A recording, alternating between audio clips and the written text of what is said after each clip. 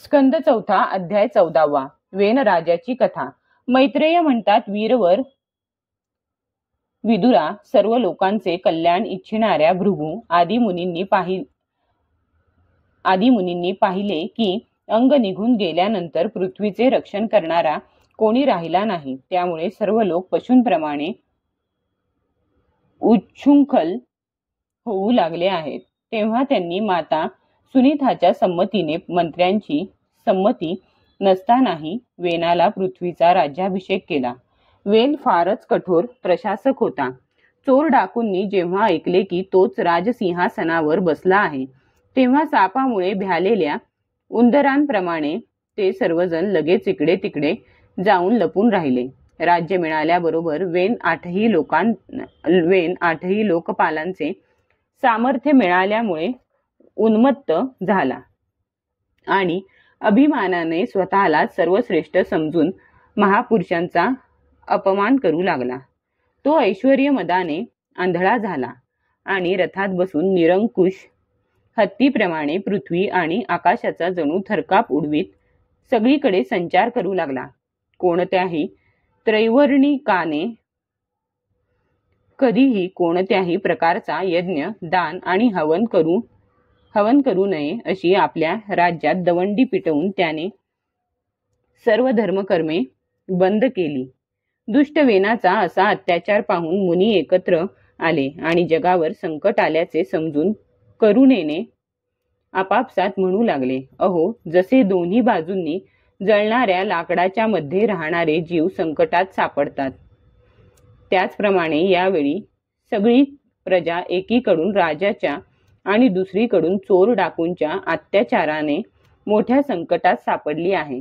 अराजक माजेल या भीतीनेच आम्ही अयोग्य असून सुद्धा वेनाला राजा बनविले, परंतु आता त्याच्यापासूनच प्रजेला भय निर्माण झाले आहे.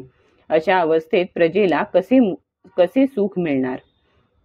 सुनीताच्या कुशीतून उत्पन्न झालेला हा वेन स्वभावातच दुष्ट आहे. म्हणून सापाला दूध पाजल्याप्रमाणे याचे पालन करणे हे पालनकर्त्यांच्याच अनर्थाला कारण झाले आहे. आम्ही याला प्रजेचे रक्षण करण्यासाठी नियुक्त केले होते आणि आज हाच त्यांना नष्ट करण्यास सज्ज झाला आहे. अशा वेळी आम्ही त्याला अवश्य समजाविले पाहिजे. अशा रीतीने आपले कर्तव्य केल्याने याने केलेल्या पापांचा आम्हाला स्पर्श होणार नाही. आम्ही जाणून समजावल्यानंतरही याने आमचे म्हणणे मानले नाही, तर लोकांच्या धिक्काराने दग्ध झालेल्या या दुष्टाला आम्ही आपल्या तेजाने भस्म करून टाकू, असा विचार करून मुनी वेनाजवळ गेले आणि आपला क्रोध लपवून गोड बोलून समजावीत त्याला म्हणू लागले. मुनी म्हणाले, राजन, आम्ही आता तुला जे सांगतो त्याकडे लक्ष दे. त्यामुळे तुझे आयुष्य, ऐश्वर्य, बल आणि कीर्ती वृद्धिंगत होईल.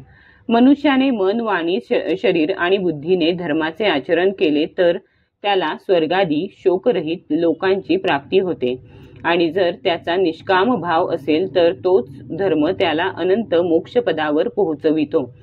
म्हणून वीरवर प्रजेचा कल्याणरूप तो धर्म आपल्यामुळे नष्ट होता कामा नये. धर्म नष्ट झाल्याने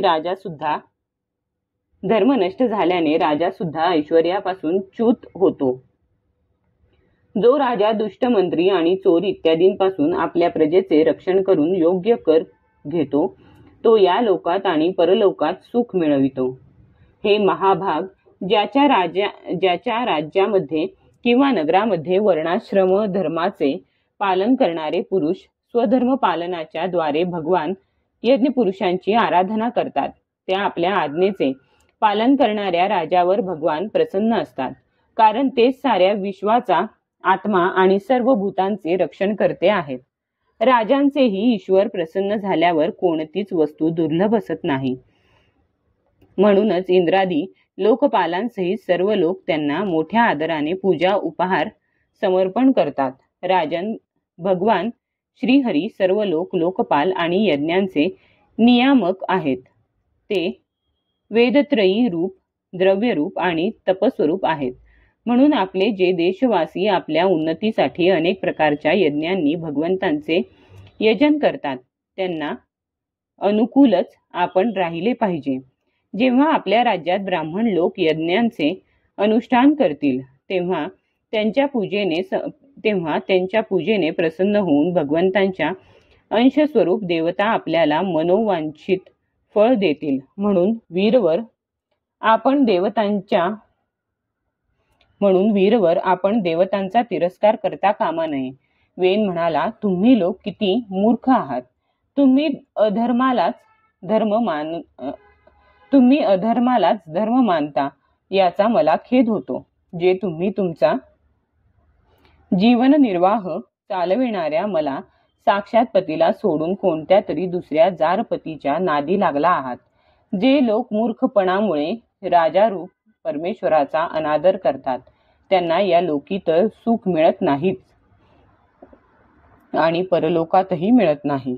अरे, ज्यामध्ये तुम्हा लोकांची एवढी भक्ती आहे तो यज्ञपुरुष कोण आहे?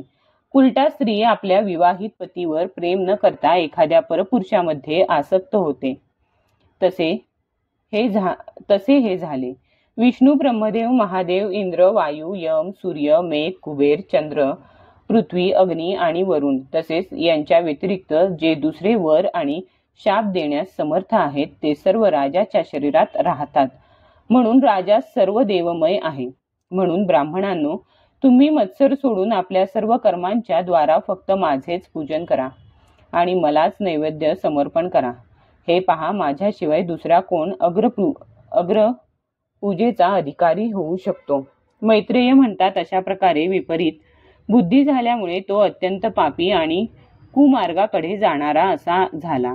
त्याचे पुण्य अगदी क्षीण झाले होते. म्हणून मुनींनी पुष्कळ नम्रतापूर्वक प्रार्थना करून सुद्धा त्याने त्यांच्या म्हणण्याकडे लक्ष दिले नाही. हे विदुरा, स्वतःला शहाणा समजणाऱ्या वेनाने जेव्हा त्या मुनींचा अशा प्रकारे अपमान केला तेव्हा आपली लोकहिताची विनंती धुडकावली गेली. असे पाहून ते त्याच्यावर संतापले. मारून टाका, दुष्ट स्वभावाच्या या नीचाला मारून टाका. हा जिवंत राहिला तर काही दिवसातच जगाचे खात्रीने भस्म करून टाकील. हा दुराचारी कोणत्याही प्रकारे राजसिंहासनासाठी योग्य नाही, कारण हा निर्लज्ज साक्षात यज्ञपती श्री विष्णूंची निंदा करीत आहे. अहो, ज्यांच्या कृपेमुळे याला हे ऐश्वर्य मिळाले आहे त्या श्रीहरींची निंदा अभागी वेनाशिवाय आणखी कोण करू शकेल? अशा प्रकारे आपला लपविलेला क्रोध प्रगट करून त्यांनी त्याला मारण्याचा निश्चय केला. तो तर भगवंतांची निंदा केल्या कारणाने अगोदरच मरणप्राय झाला होता. म्हणून केवळ हुंकारानेच त्यांनी त्याला मारले. जेव्हा मुनी आपापल्या आश्रमाकडे गेले तेव्हा इकडे वेनाची शोकाकुल माता सुनीता मंत्र सामर्थ्याने तसेच अन्य युक्तींनी आपल्या पुत्राच्या शवाचे रक्षण करू लागली. एक दिवस ते मुनी सरस्वतीच्या पवित्र जलात स्नान करून अग्नीत हवन करून नदीच्या तीरावर बसून हरिकथा करीत होते. त्या दिवसांत लोकांच्या मध्ये हाहाकार माजविणाऱ्या पुष्कळ अशा घटना घडत आहेत. असे पाहून ते आपापसात म्हणू लागले, आजकाल पृथ्वीचा रक्षण करता कोण राहिलेला नाही. म्हणून चोर डाकूंच्यामुळे काही अशुभ तर होणार नाही ना? ऋषी लोक असा विचार करीत होते. तेवढ्यात सर्व दिशांकडून हल्ला करणाऱ्या चोर आणि डाकूंच्यामुळे उडालेली फार मोठी धूळ त्यांनी पाहिली. हे पाहताच त्यांच्या लक्षात आले की राजा वेनाचा मृत्यू झाल्यामुळे देशात अराजकता माजली आहे. राज्य शक्तिहीन झाले आहे आणि चोर डाकूंची संख्या वाढली आहे. हा सर्व उपद्रव लोकांचे धन लुटणाऱ्या तसेच एक दुसऱ्याच्या रक्तासाठी तहानलेल्या लुटारूंमुळेच होत आहे. आपल्या तेजाने किंवा तपोबलाने लोकांच्या अशा कुप्रवृत्तीला रोखण्याचे सामर्थ्य असूनही असे करण्यामध्ये हिंसादी दोष आहेत. असे पाहून त्यांनी त्याचे काहीच निवारण केले नाही. त्यांनी पुन्हा असा विचार केला की ब्राह्मण जरी समदर्शी आणि शांत स्वभावाचे असले तरी दिनांची उपेक्षा केल्याने त्यांचे तप फुटलेल्या घड्यातून पाणी वाहून जावे तसे नष्ट होते. शिवाय राजश्री अंगाचा वंश नष्ट होता कामा नये, कारण त्याच वंशात अनेक अमोघ शक्ती आणि भगवतपरायण राजे होऊन गेले आहेत असा निश्चय करून त्यांनी मृत राजाची मांडी जोर जोराने घुसळली. तेव्हा त्यातून एक बुटका पुरुष उत्पन्न झाला. तो कावळ्याप्रमाणे काळ्या वर्णाचा होता. त्याचे सर्व अंग विशेषतः हात फारच लहान होते. जबडे पुष्कळ मोठे, पाय लहान, नाक चपटे, डोळे लाल आणि केस तांबूस रंगाचे होते. त्याने मोठ्या दीनतेने आणि नम्रतेने विचारले की मी काय करू? तेव्हा ऋषी म्हणाले, निषीद बस. म्हणून त्याला निषाद म्हणू लागले. त्याने जन्माला येताच राजा वेनाची भयंकर पापे आपल्या शिरावर घेतली. म्हणून त्याचे वंशज निषाद हे सुद्धा हिंसा, लूटमार इत्यादी पापकर्मांमध्ये व्यग्र असतात. म्हणून ते गाव किंवा नगरात न राहता वन आणि पर्वतराजींमध्येच निवास करतात. अध्याय 14 समाप्त.